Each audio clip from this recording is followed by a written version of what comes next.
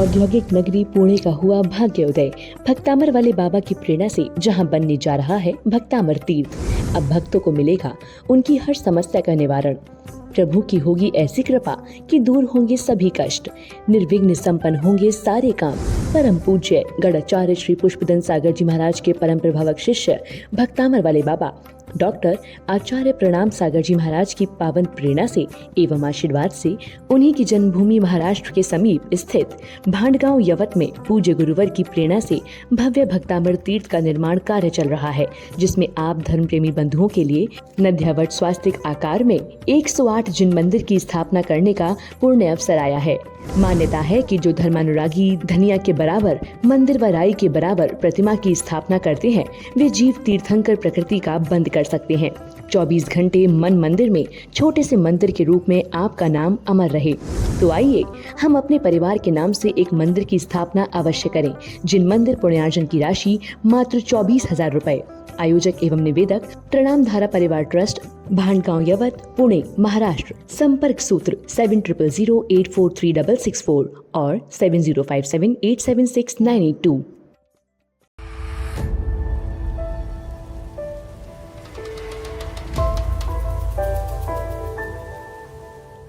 प्यारे परिभक्तात्माओं, पुरुषार्थ जारी रखो। इस पुरुषार्थ से ही मोक्ष का मार्ग मिलने वाला है। इस पुरुषार्थ से ही मानव जीवन धन्य होने वाला है। इस पुरुषार्थ में ही एक पुरुषार्थ है जिसका नाम है अर्थ पुरुषार्थ। अर्थ का नाम सुनते ही सबके चेहरे पे मुस्कुराहट आ जाती है। स्वाध्याय की आवाज कोई सुनना पसंद नहीं करता है, आती भी होगी तो भी अनसुना कर देता है। मंदिर की घंटियों की आवाज को भी अनसुना कर देता है। परिवार के लोगों की आवाज को भी अनसुना कर देता है कि जब अर्थ पैसा जमीन पर गिरता है, नीर में भी उठ करके बैठ जाते हैं। एक ऐसा पुरुषार्थ जिसकी धुरी पर सारा संसार घूम रहा है, उसी अर्थ के चक्कर लगा रहा है। एक ही शब्द उसके मुंह से निकलता है, ये अर्थ मेरा है। दूसरा कहता नहीं ये अर्थ मेरा है। तीसरा कहता नहीं ये अर्थ मेरा है। चौथा कहता नहीं ये अर्थ मेरा है। लेकिन कभी अर्थ ने कहा मैं तेरा हूं, बस तू ही मेरा मेरा कर रहा है। अर्थ कभी कुछ नहीं कहता है। एक ही शब्द उसके मन में रहता है, मैं अर्थ हूं, इस अर्थ से जुड़ा हूं। जो अर्थ से जुड़ेगा मैं उसे जोड़ करके रखूंगा। जो अर्थ से हटके ऊंचाइयों पर अपने अहंकार की बातें करता है, मैं उसे जुड़ने नहीं देता हूं और हवा में ही घुमाता रहता हूं। याद रखना, एक अर्थ, एक पैसा कभी अशुद्ध नहीं होता। ये पैसा हिंदू का भी हो जाता है, मुस्लिम का भी हो जाता है, सिख का भी हो जाता है, ईसाई का भी हो जाता है। यही पैसा एक जैन समाज का हो जाया करता है।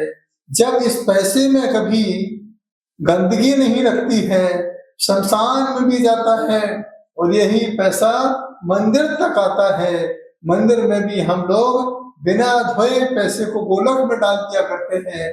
हाय रे पैसा, ये कैसा है पैसा जो स्वयं है प्यासा, उसे कहते हैं पैसा। हमेशा प्यासा क्या पैसा, आपकी प्यास को और बढ़ाता, ढंग से मंदिर नहीं बैठने देता, पूजन नहीं करने देता, साधु को आहार नहीं दिलाने देता, साधु को आहार नहीं देने देता, तीर्थ यात्रा नहीं करने देता, संतों के साथ वार्तालाप धार्मिक चर्चा करने नहीं देता, हाय रे प्यासा, तू कितना है प्यासा। कभी इसकी प्यास नहीं हो सकती है। जिंदगी भर आप पैसे के पीछे भागते रहो, एक दिन ऐसा आता है आप पैसे के पीछे लग जाते हो। कभी जीवन में आप समर्थ नहीं हो सकते हो। यदि पैसे में ताकत होती तो फिर तीर्थंकर क्यों छोड़ते, भगवंत क्यों छोड़ते, संत क्यों छोड़ते। ताकत पैसे में नहीं, ताकत अपने विचारों में हुआ करती है। जहां पर हम पैसा पैसा करते हैं वहां पर पैसा आपसे कोसों दूर चला जाता है। जहां हम पैसे को छोड़ करके परम पिता परमात्मा को याद करते हैं, ध्यान लगा के चिंतन मनन करते हैं, उनके पीछे ही पैसा चक्कर लगाया करता है। फिर भी सन्यासी पैसों को पैसा नहीं मानता है, उसे उसे तो कागज का टुकड़ा मानता है और आगे निकल जाता है। यह किसी का साथी नहीं है। जीवन में पैसा मेहनत से नहीं, पुण्य के प्रभाव से आता है। यदि पैसा मेहनत से आता तो सबसे ज्यादा पैसा मजदूरों के पास होता है। सबसे ज्यादा पैसा सड़कों पर मेहनत करने वालों के पास होता।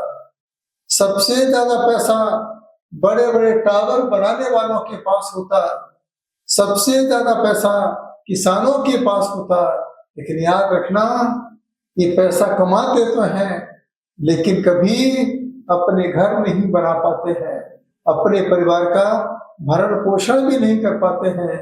यह पैसा मेहनत से नहीं, यह पैसा धर्म के पुरुषार्थ के साथ आता है।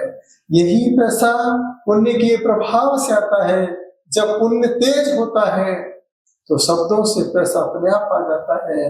जब पाप कर्म का उदय होता है, हाथ पैर चलाने के बाद भी 2 समय का भोजन तुम्हारे नसीब नहीं होता है। जीवन में पैसे के पीछे मत भागो। मैंने भी मुंबई में 2 चातुर्मास किए। सुबह से ही मैं देखता हूँ 6 बजे से लोग अपने घर को छोड़ करके पैसा कमाने के लिए 60, 70, 80 किलोमीटर तक जाते हैं। और रात को 12 बजे जब बच्चे घर में सो जाते हैं, पूरा परिवार विश्राम में चला जाता है, तब हम घर जाते हैं। अरे जिसके लिए तुमने पैसा किया है, अरे तुमने जिसके लिए पैसा कमाया है, आप तो उसे बैठा हुआ भी नहीं देख पाते हो। 2 शब्द प्यार की हम उनके साथ बातें नहीं कर पाते हैं। तो ऐसा पैसा किस काम का सोचो। जीवन में सब कुछ जरूरी है, लेकिन उससे पहले अपने अंदर एक संतोष का होना सबसे ज्यादा जरूरी होता है। जो संतोष को धारण करता है, समत्व भाव को धारण करता है, एक ही शब्द अपने मन में याद रखता है कि समय से पहले और भाग्य से ज्यादा किसी को कुछ नहीं मिलता है। ऐसे भाव अपने अंदर बना के रखोगे तो जीवन में समता का भाव पैदा हो जाएगा। कोई बुरा कहे या अच्छा, लक्ष्मी आवे या जावे, लाखों वर्षों तक जियो या मृत्यु आज ही आ जावे। ऐसे भाव उसके अंदर पैदा हो जाते हैं जो समता के साथ, संतोषी भाव के साथ अपने जीवन को यापन करता है। एक घटना बचपन में हमने पढ़ी। एक बुढ़िया आज अभी इसी वक्त के बारे में सोचा करती थी। पूरे गांव में चर्चा थी कि अगर सीखना हो उस बुढ़िया से सीखो जो कभी शाम तक का नहीं सोचती है, कल की बात तो बहुत दूर की हुआ करती है। एक बार सेठ जी के मन में भाव पैदा हुआ, देखते हैं यह बुढ़िया आज अभी इसी वक्त के बारे में सोचती है या फिर इसे कल की भी चिंता है। तो वह सेठ एक पूरी टोकरी भर कर लेके आता है जिस पर सभी राशन पानी हर प्रकार की चीजें उपयोगी उसने टोकरी में रखी और लेके सीधा गुड़िया के घर के पास तक पहुंचा। वहां देखा, छोटी सी गुड़िया से पूछा, बेटा दादी कहाँ है? गुड़िया ने कहा, दादी तो इस समय मंदिर गई है, थोड़ी देर में आएगी। कोई बात नहीं बेटा, मैं कुछ राशन पानी लेके आया हूं, इसे आप अपने घर में उपयोग कर लेना। तुम्हारे घर में चूल्हा जलता रहेगा और कल की व्यवस्था अपने आप तुम्हारी बनती चली जाएगी। उस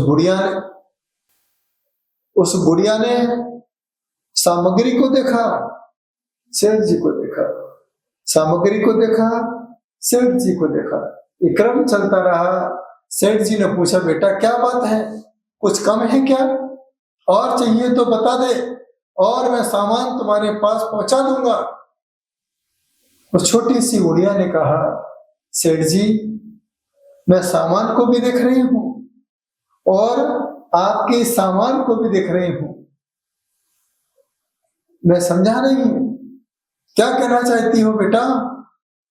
उस छोटी सी गुड़िया ने कहा, सेठ जी मुझे नहीं मालूम कल क्या होने वाला है, लेकिन मैं इस चेहरे को देख के जान सकती हूं कि कल कभी न कभी तुम्हारे जीवन में काल आने वाला है, जो कल काल को ला करके खड़ा कर दे। ऐसे कल की मैं कभी चिंता नहीं करती हूँ सेठ जी, आपका सामान आप अपने घर लेके जाइए, जो काल को बुलाना चाहे यह सामान आप उसके पास तक पहुंचा दीजिए। मेरी दादी ने मुझे संस्कार दिया है, बेटा कल की बातें कभी मत सोचना, आज अभी इसी वक्त के बारे में सोचोगे कि आज का वक्त आपके साथ चलेगा। जो कल के बारे में सोचता है आज का वक्त उसका साथ नहीं देता है। कई बार हमने देखा है, जब श्रावक हमारे पास दर्शन करने आता है, मुंह से निकलता है कि फलाने चंद जी नहीं आए, छोटा सा बेटा नहीं आया, सामने वाला नहीं दिखता है, लेकिन हम पूर्व पर्याय के लोगों को याद करते हैं। वही स्थिति आज आपकी है, वर्तमान के बारे में कभी नहीं सोचा करते हैं, भविष्य में क्या होगा, भविष्य की पूरी प्लानिंग करते करते पूरा जीवन निकल जाता है, भविष्य में रह जाता है, अंधकार ही अंधकार होता है, आपका जीवन वर्तमान के साथ व्यतीत हुआ करता है। तो आज अपने मन में एक संकल्प होना चाहिए। क्या? एक ही संकल्प, हमें पैसे के पीछे नहीं भागना है, हमें धर्म के पीछे भागना है, हमें जिनवाणी के स्वाध्याय के लिए भागना है, हमें गुरु के साथ साथ भागना है। जो धर्म के साथ भागता है, जो जिनवाणी का स्वाध्याय करता है, जो गुरु के विहार में भागता है, एक दिन ऐसा आता है उसका भागना ही भाग्योदय हो जाया करता है, उसके जीवन का कल्याण हो जाया करता है। तो जीवन में धन धन धन कब तक है धन? जब तक ना हो निधन तब तक करते रहो धन। जिस दिन निधन हो जाएगा, मिट्टी की काया मिट्टी में एक दिन समाएगी, न सोना काम आएगा न चांदी आएगी। तो ऐसी चीज क्यों इकट्ठी करते हो जो निधन के बाद ही दूसरों की हो जाती है? अरे अपने अंदर ध्यान को पैदा करो, जीवन धन्य हो जाएगा। ध्यान के साथ जियो, जीवन में आनंद बरसने लगेगा। ध्यान से बातें करो, परमात्मा अपने आप आपसे बातें करने लगेगा। तो आज अपने मन में एक संकल्प बनाइए, जो मुझे मिला है यही हमारा पुण्य है, इतना मिला है बहुत अच्छा हुआ। जो आज की पूरी व्यवस्था को बना के रखता है, तब जाके आप अपने जीवन में अर्थ के पुरुषार्थ को समझ सकते हो। अर्थ व्यर्थ है। जो आत्मार्थी हो जाता है वह अपने जीवन में समर्थ हो जाता है। जो स्वार्थी हो जाता है वह कभी अपनी आत्मा का कल्याण नहीं कर सकता है। तो हमें आत्मार्थी बनना है, आत्मा से जुड़ना है। जब मैंने भगवान महावीर के आर्थिक चिंतन पर पीएचडी की विक्रम विश्वविद्यालय से, तब लोगों ने मुझसे पूछा, आप भगवान महावीर के आर्थिक चिंतन पर, जिसने अर्थ छोड़ा, आप उस पर पीएचडी कर रहे हो? मैंने कहा ये तो अच्छी बात नहीं है। मैंने कहा क्यों? लोग क्या कहेंगे? जिस प्रभु ने सारे परिग्रह का त्याग किया और आप उस पर पीएचडी कर रहे हैं।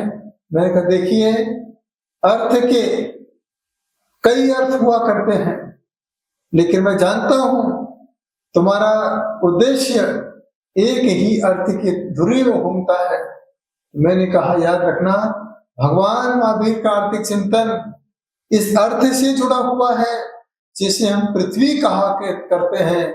जिस दिन भगवान महावीर का अर्थ इस अर्थिंग से जुड़ जाएगा, उसी दिन इस धरती पर अहिंसा, सत्य, औचौर्य, ब्रह्मचर्य और अपरिग्रह का पालन अपने आप प्रारंभ हो जाएगा।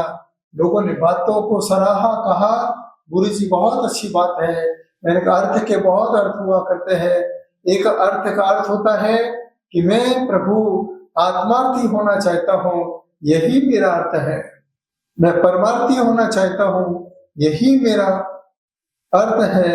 ऐसे विचार जो अपने मन में बना के रखता है वही समर्थ हो जाता है, उसके जीवन का कल्याण होता है। तो आज मैंने जो पीएचडी की है, आज मुझे सौभाग्य मिला है। पहले दिगंबर संत हैं जिन्होंने 6 साल तक पढ़ाई करके आपको एक ग्रंथ दिया है, भगवान महावीर का आर्थिक चिंतन। लोग कहते हैं आपको पीएचडी की क्या जरूरत है?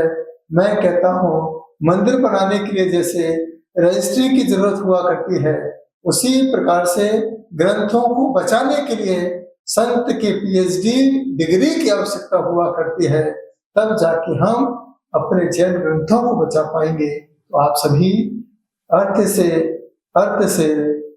से अर्थिंग को कम करके आत्मार्थी के प्रति जागरूक हो जाइए।